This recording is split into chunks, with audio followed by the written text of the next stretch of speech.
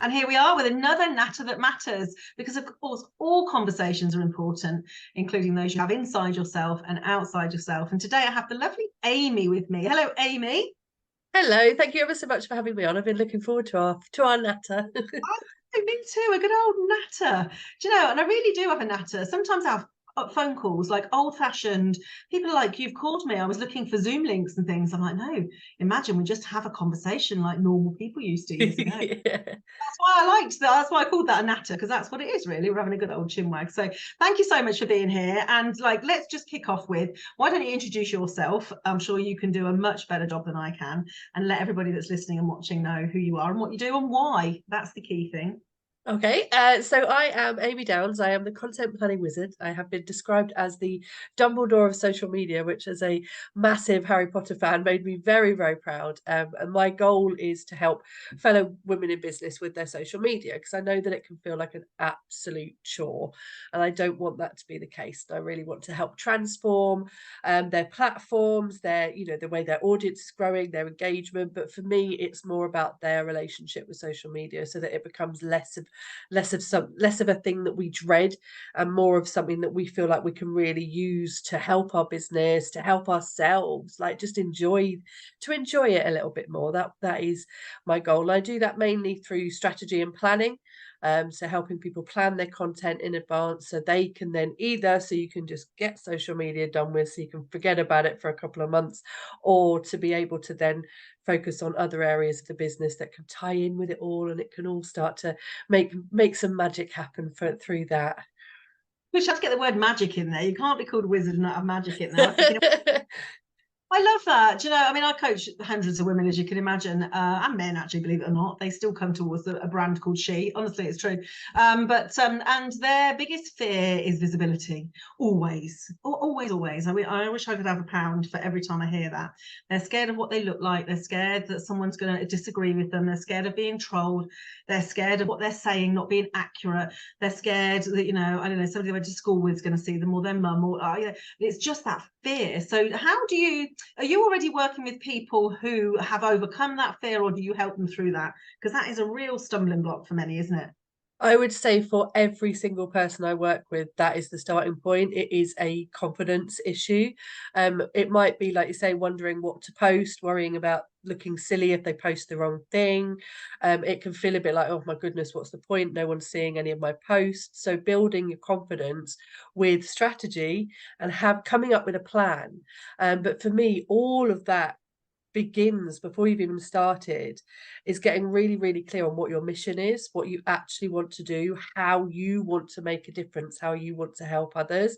Because I think once you're really confident in why you're doing, I mean, you've just asked me, why do I do what I do?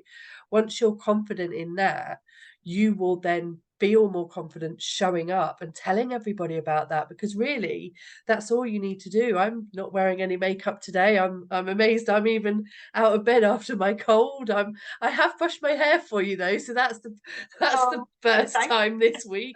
But that's I don't mind showing up as me, because I want people, one of my core values is transparency, is honesty, because I believe that's hugely important on social media, not just showing your highlights, as it were, but being able to share your whole story. So I think once people get really clear on why they want to make a difference, suddenly social media feels like it's worth the effort. And then you can start to enjoy it, rather than feeling like you're just putting post after post after post out there to sell. You're actually doing it to enjoy the community that is out there. And there are lots of amazing communities to get involved with. Yeah, there are. I get great support from people on social media. I don't mean, oh, I'm crying down, my gin or anything, but just things where I'm asking questions or I'm not sure. I really do genuinely get a lot of support from my community, and support I trust, actually. Anniversary. So one I typically post about a lot is the anniversary of my parents passing, and that just happened a couple of days ago. And just the inbox messages of, it's really tough. Thank you for allowing us to grieve, and like that whole kind of the honesty part. And I think a lot of people think they have to be this really polished, Yeah. perfect version of themselves. They've got to have their makeup. I haven't got any lip gloss, which I don't put on for I everybody, love the Amy. lip gloss. I feel very, very honoured. Yeah, lip gloss is the bit, isn't it, really? Because you don't know apart. mean, I could have makeup on and look like even more shit than I do now. So, but or not. Okay, that's the thing. That's the magic. But yeah, that kind of sharing. I always get lots of people say, "I love that you share it all. You share when you're in the hot tub, we haven't washed your hair, and you share when you're upset or you've been crying, or you share when you hate the world, or you share when you're having an amazing time and you bet you've got the best life."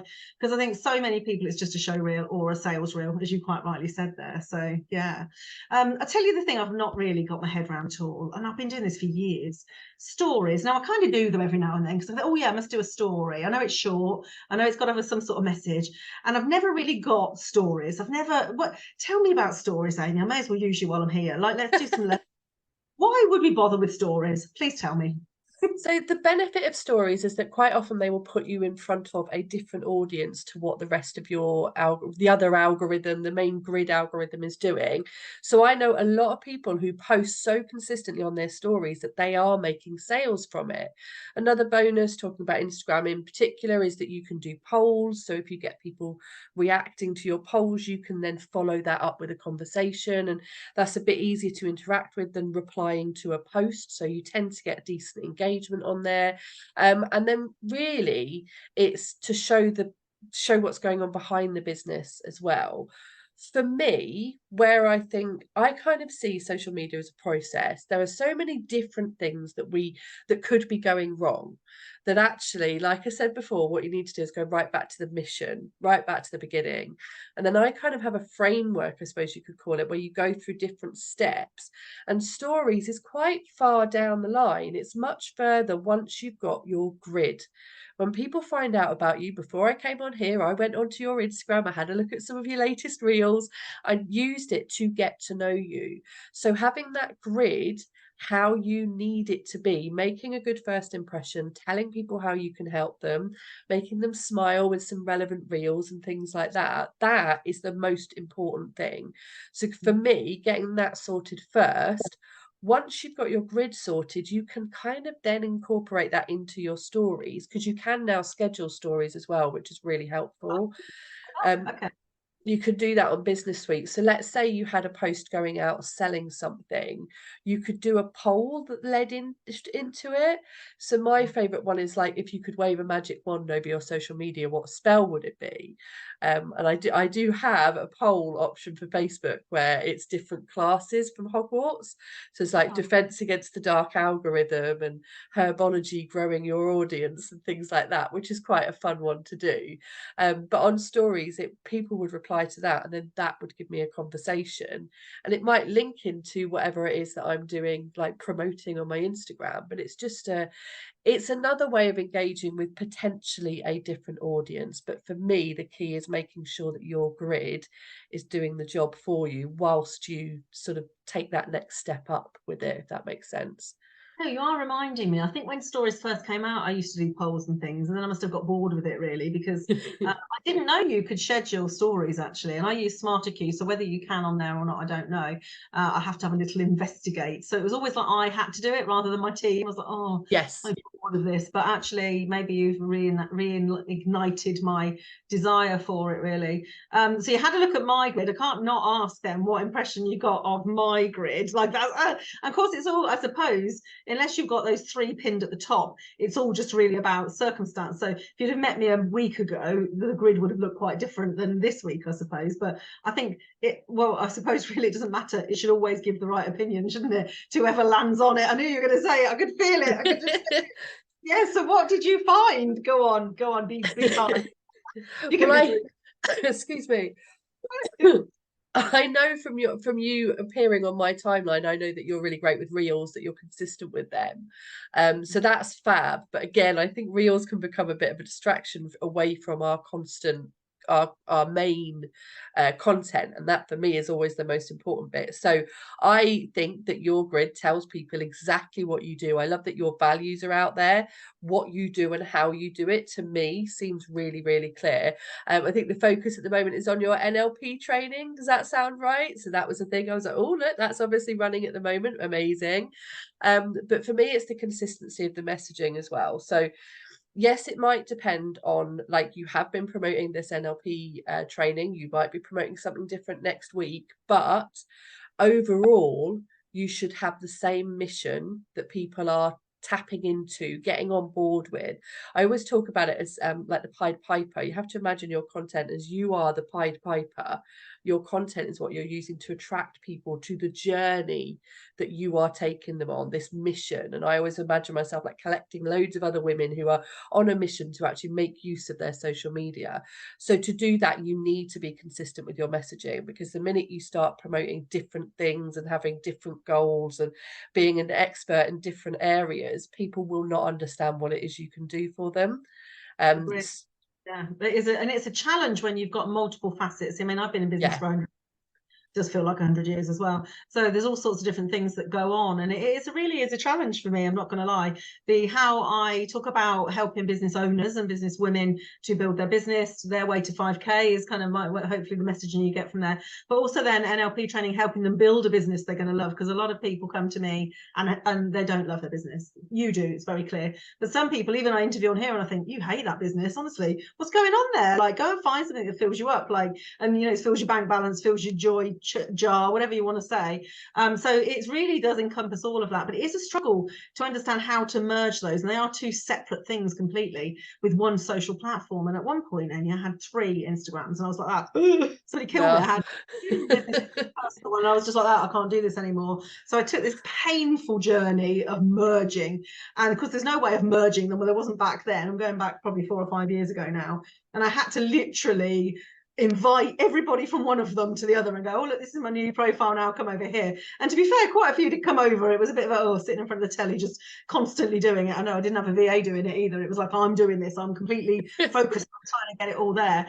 But what I really did through that, if we're talking about Instagram now, which is not my main platform to be fair, but I realized how much shocking shit there was behind the scenes on my Instagram. Like, so with a business called She Enjoys, you get a lot of interesting people joining, you can imagine. So I literally, blocked loads of people, really cleaned it up. And since then, my Instagram of all my platforms is probably the cleanest, to be fair, because as soon as somebody who, is some sort of medical professional from America that is looking for a new wife comes and follows me, which happens quite regularly, I just block them. So I do know that actually my followers on Instagram are absolutely people, real people who could potentially, I could help in some way in their life or business, absolutely 100%. And they're typically most of them business women. So that's probably the cleanest platform. With my LinkedIn, don't know if you do LinkedIn as well, 15,000 connections over the last 12 years. God knows Tom, Dick, literally quite a lot of them I don't know. They're from past. I had a recruitment business, I had a product-based business, I've had all sorts of different businesses, and I just think I should do the same with that. But 15,000, all the effort. Just no. I think when you have to prioritize things, as we all do, having a cleanup like that, it isn't necessarily going to. It's not worth your time. I did hear a guru, a marketing expert, once say that the thing is, the more people you have in your audience, when they engage with your content, that's then being shown with their audience. So actually it can work out as a plus as well. Totally with you on Instagram, having the right people there, because then they're more likely to see your content and engage. And I actually re-engaged me into posting there, because I'd been a bit like, there's no point, I'm not getting anything from it, it doesn't feel right.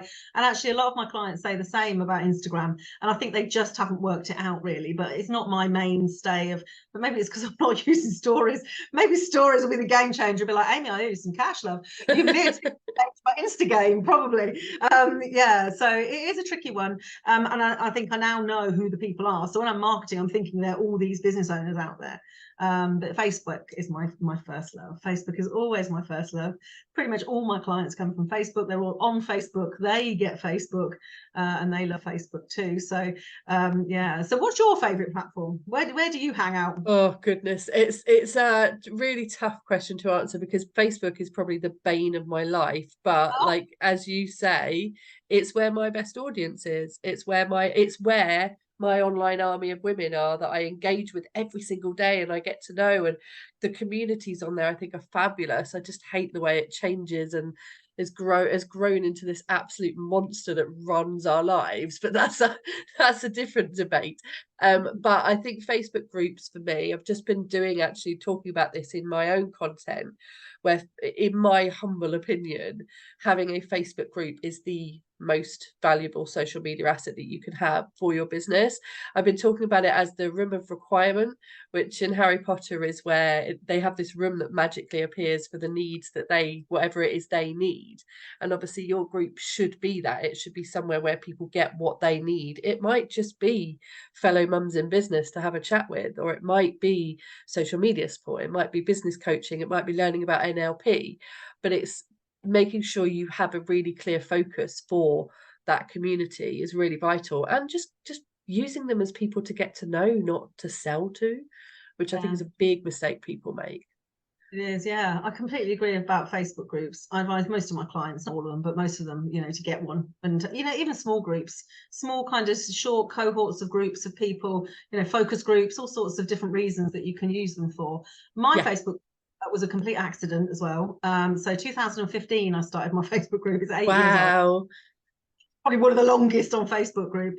And I've been really clear, and I keep it really clean. Like, again, you can hear my list the same. I delete all the people and I check things, all the bounces. I'm really I'm a bit of a clean girl in that way. And I started it because I used to go to lots of networking and I was fed up with trying to keep in touch with people. I thought this is ridiculous. Yes. And then somebody added me to a Facebook group. I can't remember which one, but that was the game changer. I thought, I'm going to have one of these, and then I'm going to invite all the people I meet. Then I can chat to them all on there. So it really was built out of a sense of community. And I just started running events as well, called She Enjoys. So I just thought, I'll have a Facebook group. So all the women that come to those events, they can go in there, they can network with each other and keep that brilliant magic they've had, using your term there, at the event, and that kind of real connection, deep structure connections that they made, because it was all in-person coaching stuff.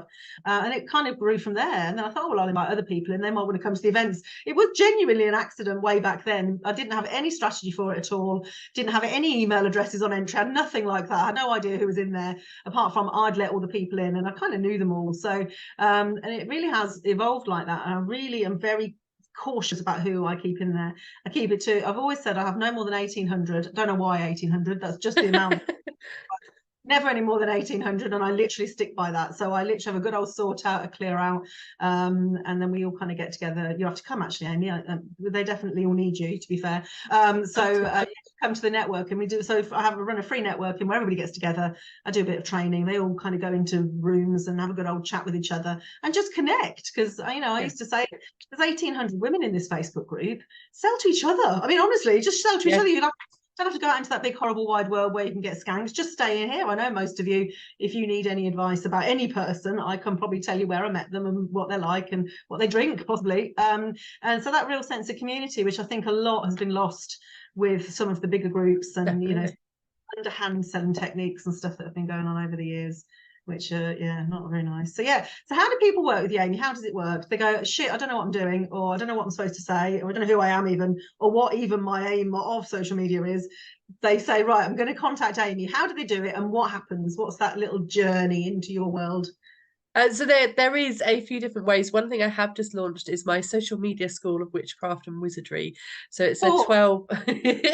I absolutely loved creating the graphics for it, just having a little bit of fun with all the sessions. But the idea is it's 12 different modules. So you can either do it with me there, live trainings and support. So we get through those 12 modules in 12 weeks, and we have a real, like, you can see things changing in front of you. That's the goal of those 3 months for me. Action taking 12 weeks. It's not just to sit there and watch a webinar kind of. It's like learn and do. Yeah. Yeah, I love that, action taking. That's perfect. That's how I'm going to explain it going forward, because that is exactly it. I'll be on stories and you're going to explain it like that. We're all Well, that's it. That's one of the areas that I will cover, but we will go right back to what's your mission. Then we'll clean up your platforms and make sure your bio is perfect and everything like that. Then we will move on to what I've been calling member pathway. So the basic, your client journey, exactly as you've just said to me. How do people start and where can they then go on to? But making sure social media supports that. So how does your group fit into your business? And that, for me, I think is where a lot of people are missing.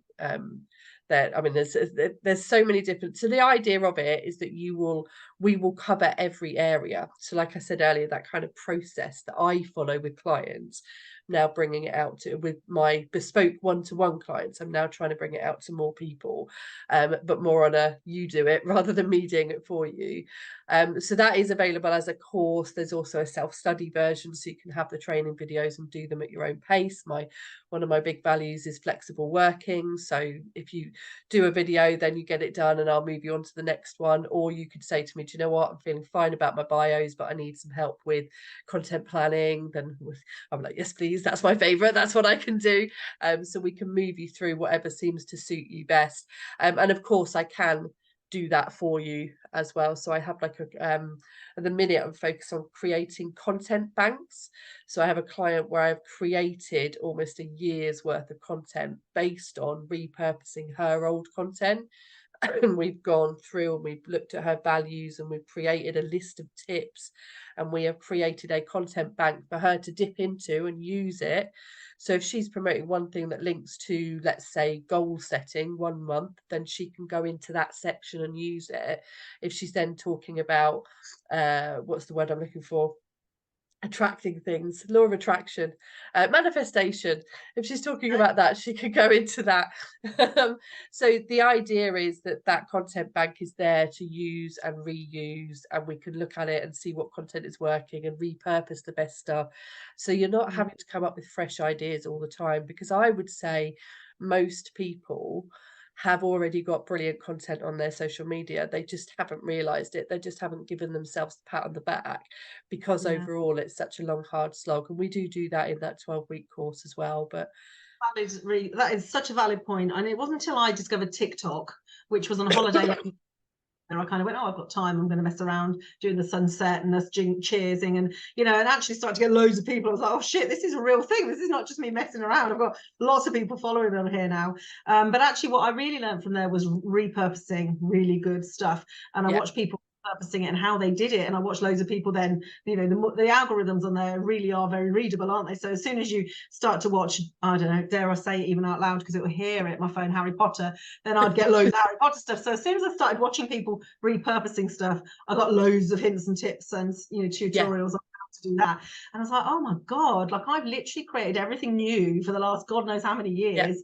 I don't need to, and I've got hours worth of content every week that I actually create from online trainings and things I do. Like it's literally, I've got too much content, and here I am wondering what to say on social media. So exactly, the answer will already be there in your laptop, in your phone. And what the other thing that does is helps with your consistency. If you have sat down and planned what you're wanting to say, then you will be much more consistent in your messaging, and it then leaves you to be able to go and do some fun TikTok videos or go and explore stories and get them more regular, and so they're working. So it's that's at the minute, that's what I'm really, really enjoying, is repurposing content, because sometimes if you've got a post and it's gone well, but you've got no idea why, having somebody else like, what was actually good about this? Like the viral TikTok, you're like, why did that? I spent like half an hour creating that, and I got like 5 likes. This it just went, it's like gone crazy. It's like crazy, isn't it? Like some of them are just completely inexplicably successful or fail. Like and it's always the ones I think are going to be really successful, like bomb. Honestly, this is a true story. It's hard, that it's algorithms like that is completely unreal. I can't read them. I've got no idea. People say, oh, can you help me on TikTok? I can help you with the platform. I can help you create stuff. I've got no idea how you go viral on there. What actually works. Yeah. And I think that's when it comes back to, do you know what, the most important thing is enjoying doing it. Otherwise, what is the point? Like, come and create some fun stuff. And actually, I really enjoy. So I have actually, the best way people can get to know me is if you pop onto my website, which is contentplanningwizard.com. You'll get a little pop-up box that comes up, and it invites you to download, to subscribe to, is probably a better way of describing, my 52 ways to transform your social media. I've begun calling it lately the digital spell book. So you get one tip every week. So one magic spell spell every week to use on your social media, and it will then transform your social media over time. Those 52 spells are what I've used to then create my 12-week course, because they are condensed and gone into much more depth, and that's that. Again, it goes back to that process. I forgot why I started talking about that now, but the can't remember why we went on to that little segue there. But so I think that the most important thing is following that process. That's it. Once you've done those steps and you know social media is ticking over nicely for you, you can then do the stuff you really enjoy. It might be lives, it might just be engaging in your group, it could be anything. It could even be not on social media, but stuff that can direct people to social media. So it might be face-to-face networking, it might be getting out there, going out to market stalls and things like that, because you know your social media is still showing up for you whilst you're busy doing the stuff you actually enjoy. I'm shortly about to be, yes, absolutely. People know that I won't be posting on my social media while I'm on holiday, so they'll be like, oh, that's definitely absolutely pre-scheduled content going out there, 100%, because I'll be laying on a sun lounger basically if you need me. So that's the truth of that. So Amy, it's been absolutely lovely to have you here. I think the internet has just bugged out, actually. I don't know if you are still with me or I've lost you altogether. Don't you just love live recording? But it's been absolutely, if you still hear me, it's been absolutely joyful to have you here. We're obviously going to drop your link and everything underneath, so everybody knows how to get hold of you, your website, and of course to download that, which sounds phenomenal. See, if I was a business coach, I'd be saying that is a lot of beautiful stuff to give away for free. That is that's almost like a content planning guide. Lots of people are charging for that, but yeah, no, brilliant value. So go and grab that from Amy, and then check out a 12-week course, it sounds like. So does it run all the time, or is it a certain sort of, like, you have to start at a certain time? Oh, I've lost you. I can see you look slightly different now, but I can't hear you. Never mind. Okay, it's been lovely to have you here, Amy, and obviously get in touch with Amy if you are interested in getting somebody to help you with your social media and for you to learn it yourself. And until we are here with another Natter That Matters, enjoy your business, enjoy building it, and just enjoy your life, because that's what it's all about.